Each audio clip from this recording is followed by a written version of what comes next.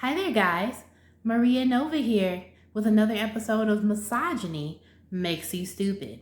Today, we're going to talk about why men get so upset whenever women say we don't need them.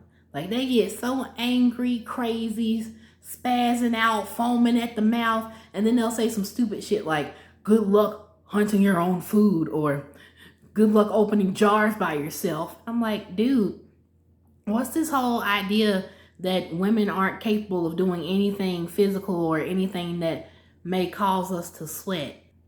We would just adapt like we always do. But honestly, I feel like it's because men are playing by an outdated set of rules.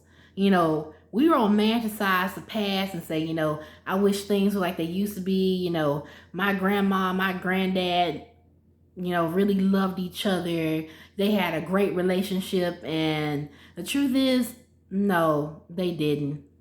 Women back then weren't submissive, or they weren't homemakers because they necessarily wanted to be. They did that because that was their best option. Women didn't have that much autonomy back then. So if a woman was not attached to a man in some shape, form, or fashion, she ain't had that many options. Women didn't work back then, so most women didn't have their own money. And even if a woman did have her own money, women weren't allowed to own bank accounts. So she had nowhere to keep her money, and women weren't allowed to own property. So even if she had enough money to buy her own house, she couldn't even buy a house. And then the standards for men were different back then. Men didn't have to be good people. They just had to be good providers. As long as your family had a roof over their head, was being fed and clothed, as far as everybody was concerned, you was doing your job. You was a good man.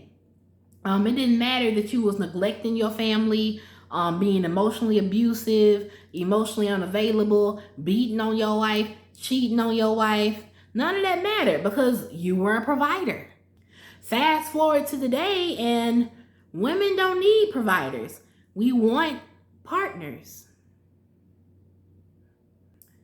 The only problem is half of y'all can't provide or aren't willing to provide, and then the rest of y'all make shitty ass partners. So where does that leave women? Like, what do we have to really choose from? Women no longer have to put up with a man's shit to survive. So it's almost like you have to bring something else to the table. I'm sure y'all have heard it before. For the first time in history, men have to be likable. You have to make somebody want to be around you and want to be with you. Otherwise, why would they?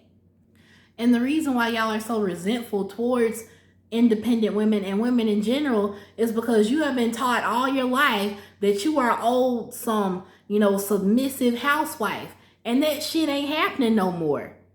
It's not about who's dominant and who's submissive. It's about us working together to enrich each other's lives.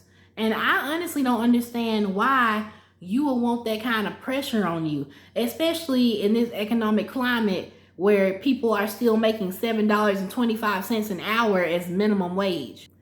It would be damn near impossible for the average man to provide for a household anyway. So why put that pressure on yourself?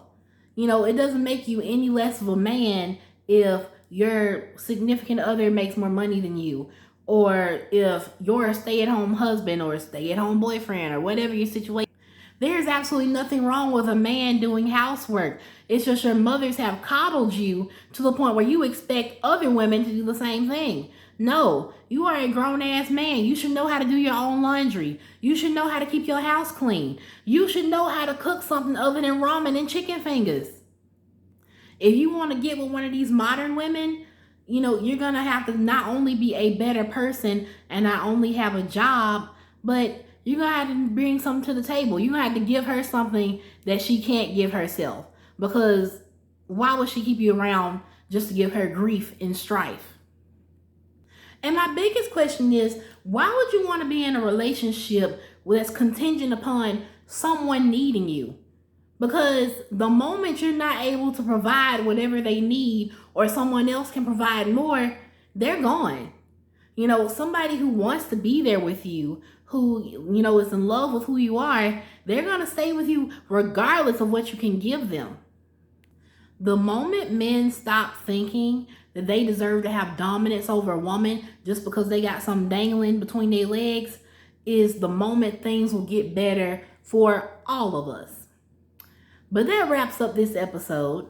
Join me next time when we talk about men's obsession with having a woman's submission.